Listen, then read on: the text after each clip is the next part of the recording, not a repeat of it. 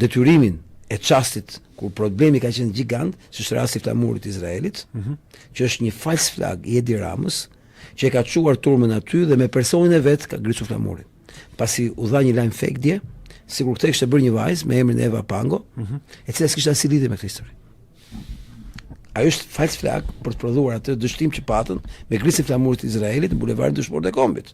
Ke parasysh që i hoqi vetë ambasada e Izraelit flamurit, sepse u kuptua që po provokohej turma që të bënte skena që Rama ti përdorte për thënë që kjo po ishte antisemite. Ashtu siç po bën Endri Fuga, që është kthyer në detyrë para 4 ditësh me urgjencë nga Edi Rama, në momentin e agonisë të tij ka rikthyer edhe një herë në pozicion Endri Fugën për shkak të idiotësive që bën ai çdo ditë. E ke parasysh hankrin budalli që thot po na bën gropën e gjitha këto gjëra. E ke parasysh ti? Ka si Endri Fugën që ti menaxhoj situatën. Dhe Endri Fuga është dalluar dora e tij dje në mënyrë si sulmuar Dritan Goxha. Nga Edi Rama si zëdhënës së Iranit. Dhe ku nisën ata që zëdhënës së Iranit, sepse ka thënë fjalë të sakta në analizave gjeopolitike mbi luftën të tipit. Kjo është luftë e dështuar, kjo luftë ka këto pasoja, por kjo është analizë valla. Ti kur je përballë publikut dhe të kërkojnë të dinë se si është një situatë, do bësh analizë, ti mund të jesh mashtrues për të thënë njerëzve që ne jemi të fortë, apo jo? Po do të jesh politikan që ke detyrim ta bësh këtë gjë për shkak të lërave që bën me aleancat e tjera të tjera. Po kur janë analistë e pavarur, ti duhet të jesh gënjeshtar ordiner, po të mos thuash vërtetën. Ashtu që ti, që mund të dish dhe gabim. Dritani vetëm se ka thënë të vërtetën. Nuk është faji Dritanit që fuqizohet Irani në luftë. Nuk është faji Dritanit. Është vetë operacioni ushtarak që çon atë përfundim. Dhe këto Dritani ka thënë para lufte, se si do shkojë lufta ka dalë sakt, siç e ka thënë ai. Këta akuzojnë si zënës të Iranit, sepse ai ka shprehur termat për qëndrimet që kanë bërë analizës përkatëse. Dhe këta do sulmojnë Dritani që sulmojnë protestën. Nuk ja dalin dot. Dritani ty nuk është drejtues i protestës. Dritani ishte vetëm garanti që antiterrori ta shohë mirë, ta kuptojë mirë, që tash nuk ka më përballë ca djem dhe ca vajza intelektual, aktivist, të cilët nuk kanë një huri në përballje me antiterrorin. Si ishte? Më fal të marrë. Nuk kanë një Dritan Goxha është shpallur terrorist nga regjimi serb në vitin 1999. Si gjithë çka apo? Armiku ka shpallur terrorist. E dyta, Dritan Goxha është një person shumë i respektuar në Kosovë. Po shumë i respektuar në Shqipëri, sepse kemi pakës shqiptar që patën Kur'an dhe guxim të bënë detyrë në atë dheut. Dhe Dritan Goxha mbi gjitha është një person i cili Rama e njeh shumë mirë personalisht. Ndalemi çik këtu. E njeh personalisht. Rama dhe Dritani njihen. Ç'kuptim njihen? Ja njohur vitën e parë. Edhe kanë biseduar vitën e parë. Në kohë kur Rama nuk ishte kryeminist. Të dy këta njihen. Po nuk njihen në forma miqësore. Njihen si persona që njëri është kryetar i Partisë Socialiste, tjetri është i qytetar që ka qenë luftë dhe që për shkak të rrethit shoqëror kanë pas mundësi të ballafaqohen. Dhe Rama që u ka njohur për të parë. E ka ngur shpull sorratit komunikimin. E ka dhënë si më fal për shprehjen, si i dhier për Dritan Goxha. Misa është shumë i gjatë tani është i shkurtër. Ma kuptove logjikën. Sepse Dritani është edhe i kësaj, është edhe i kësaj. Dhe Rama me tillë tipa është si thosh ke pa kur thaj në Izrael që më dridhen këmbët? Mbam në kuvatin. Po, ke parlament. Ja, me këta ropa e dridhë tamam, ishte edhe shurra. Rama ka frikë shumë Dritan Goxha. Personalisht. Dhe arsye pse doli Dritan Goxha atje, ta kuptojnë gjithë. Është që ta shifte Rama, ta shifte shqiptarët, dhe ta kuptojnë. Rama nuk mund të shantazhojë më grupin e punës. Pse?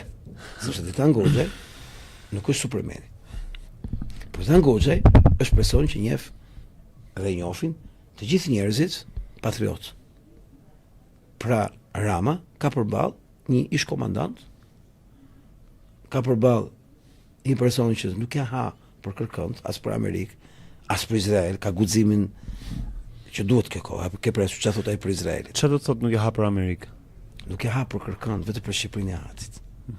Është një person i cili kushdo që e njeh, kushdo që e ka parë, nuk do me ditë se çfarë thot Amerika, nuk do me ditë se çfarë thot Izraeli, Atë që ai kanë kokë, ai e thot atë si i vjen, dhe ne na kanë munguar personalitetet e tilla në Shqipëri. Apo kemi pas vetëm shërbëtor, shabatgoj, kemi pas vetëm si thosh servila. Ne kemi pas burra. Këti si janë fare. Dhe Rama e di shumë mirë që me ti pasitin nuk negociohet. Kur lexoj deklaratën që dorëheqja ti është e panegociueshme, për mua gjithë deklarata dhe gjithë arsyeja pse ta goxhesh aty. Për thënë atë fjali. Dorëheqja jote është e panegociueshme dhe nuk ke rrugë tjetër. E kuptove logjikën. Po ta them unë, a ishte ky momenti më i duhur dhe kritik i protestës për 23 ditësh që të ndërhynte ose të futej në kulmin e krizës, në kulmin e krizës, po. Se këtë kisha edhe si temë që mund ta flisnim. Ti e mban më shumë sa njerëz kishte. Po. Dhe ti e peqish në as gjysmë të dielën. Apo. Po dje akoma më do të jemi realist për këtë, se mund thoni pastaj jo po ushjeni propagandë për të dëmtuar dhe për të larguar njerëz, por do të jemi realistë dje në pikën më kritike po. Doli të Angoxhaj. Po. Dhe i ktheu shpresë. Dhe i ktheu gëzim shumë njerëzve, por mbi të gjitha njerëz të rinj të qetë që tashmë ka kush garanton. Atë do ta shohim sot ose nditën në vazhdim. Dgjoj, ky është proces i zgjat me ditë, jo me orë, me ditë. Po, sot do ditën vazhdim. Sot nesër procesi, sepse po riformatohet i gjithë procesi nga brenda. Më kupton logjikën. I gjithë procesi po riformatohet nga brenda. Për herë të parë dje kanë dalë ca burra e ca gra me detyrë të grupit punës që të udhëheqin protestën dhe ky banka fundja ka marrë me vrap, është largu.